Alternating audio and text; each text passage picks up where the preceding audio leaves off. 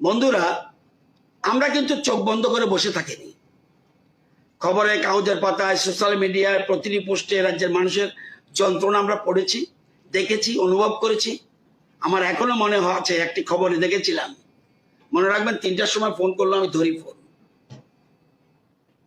রাগ হই বাট ধরি ফোন।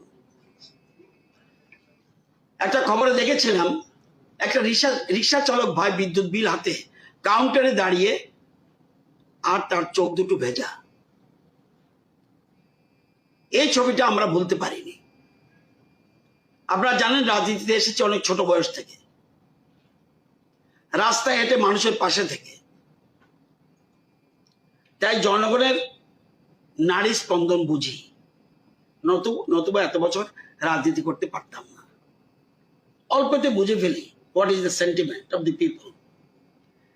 আজ এই সভা থেকে কথা দিচ্ছি, আপনারা যে বিশ্বাস, যে জনমত নিয়ে আমাদেরকে এই দায়িত্বে বসিয়েছেন, সেই বিশ্বাসের সঙ্গে কোনো অন্যতা হতে দেব না, ফলাফল যাই হোক।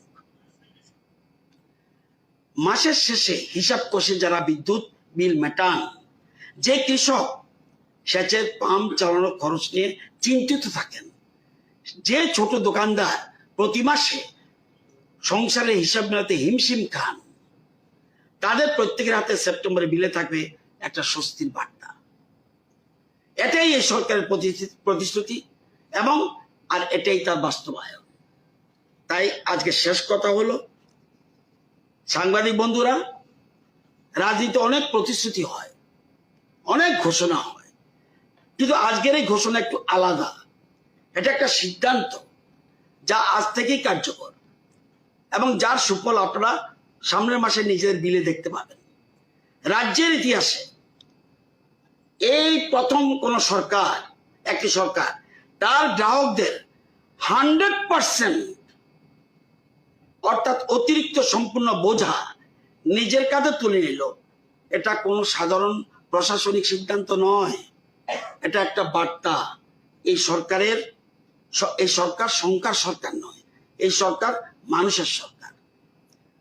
মাননীয় প্রধানমন্ত্রী শ্রী নরেন্দ্র মোদীজি সবকা সাথ সবকা বিকাশ এই মন্ত্রকে সামনে রেখে মাননীয় মুখ্যমন্ত্রী ডক্টর মানিক শাহের নেতৃত্বে গতকাল রাজ্য মন্ত্রিসভায়, এটা আমি ইচ্ছা করলেও পারি না, রাজ্য মন্ত্রিসভায় অতিরিক্ত বর্ধিত মাসুলের 100% সাবসিডি দেওয়ার সিদ্ধান্ত গ্রহণ করা হয়েছে।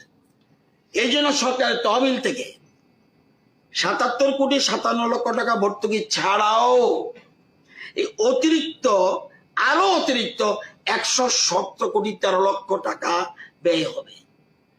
এটা ত্রিপুরা রাজ্যের ইতিহাসে এই প্রথম 100% ভর্তুকি কোন ভারতবর্ষের কোন সরকার দিয়েছে বলে আমার অন্তত জানা নাই। এবং 77.57 প্লাস 117.13 অর্থাৎ টোটাল ভর্তুকি রাজ্যে এই বছর যাচ্ছে 194,70 লক্ষ। এবং সাংবাদিক বন্ধুরা, আমরা আপনাদের মাধ্যমে রাজ্যের প্রতিটি করে একটাই বার্তা পৌঁছে দিতে চাই। আপনাদের কষ্ট আমরা শুনেছি, আপনাদের যন্ত্রণা আমরা বুঝেছি। আজ আমরা তার জবাব দিলাম, কথায় নয়, সিদ্ধান্তে। সবাইকে ধন্যবাদ। আজকে আর কিছু বলবো না, বাকি কথা 27 তারিখ বিধানসভা আছে, সেখানে বাকি কথা হবে। সেই জন্য আমরা জবাব দেওয়ার জন্য সবসময় প্রস্তুত আছি। সবাইকে ধন্যবাদ।